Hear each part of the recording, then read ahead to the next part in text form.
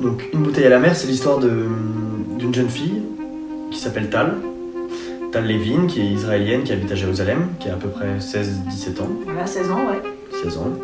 Et qui du coup décide, en fait, par un peu esprit de curiosité, de découverte, d'envoyer une lettre dans une bouteille à la mer.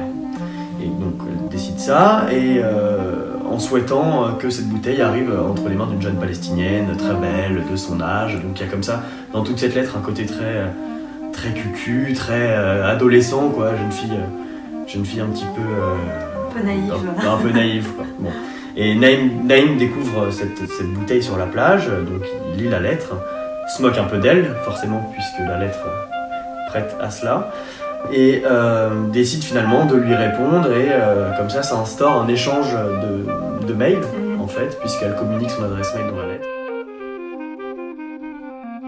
Ce qu'il y a de plus marquant dans la pièce, c'est vraiment montrer les initiatives populaires qui sont faites là-bas sur place pour progresser, pour instaurer un dialogue avec l'autre.